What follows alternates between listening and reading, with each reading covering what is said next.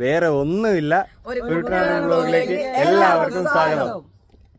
ചുണ്ടന്മാരി തലതൊട്ടപ്പനായ തലതൊട്ടപ്പൻ കാവാലം ചുണ്ടൻ്റെ ഇപ്പോഴത്തെ ഒരു അവസ്ഥയാണ് ഞാൻ നിങ്ങളെ കാണിക്കുന്നത്. അപ്പം നമുക്ക് വീഡിയോയിലേക്ക് പോവാം. കാവാലം ഗ്രാമത്തിൽപ്പെട്ട ഒരു ചുണ്ടൻ വള്ളമാണ് കാവാലം ചുണ്ടൻ. കൈനഗിരി പുത്തൻ ചുണ്ടൻ എന്നാണ് അറിയപ്പെട്ടിരുന്നത്. പിന്നീട് 1942 കൊച്ചുപുരയ്ക്കൽ ഔസേപ്പ് എന്ന തൊമ്മൻ ഇത് വാങ്ങിയത്. 1943 ഇത് പുനർനിർമ്മിക്കുകയും കാവാലം ചുണ്ടൻ എന്ന പേരിൽ നാമകരണം ചെയ്യുകയും ചെയ്തു. 1949, 1950, 58, 60, 62 കാലങ്ങളിൽ നെഹ്റു ട്രോഫി വള്ളംകളിയിൽ ഈ വള്ളം വിജയിക്കുകയും ചെയ്തു. കാവാലം ചുണ്ടൻ വാങ്ങിയ കൊച്ചുപുരയ്ക്കൽ ഔസേപ്പ് തൊമ്മൻ താമസിച്ചിരുന്ന വീടും പരിസരവുമാണിത്. വീഡിയോ ഇഷ്ടമായെങ്കിൽ ചാനൽ സബ്സ്ക്രൈബ് ചെയ്ത് സപ്പോർട്ട് ചെയ്യണേ.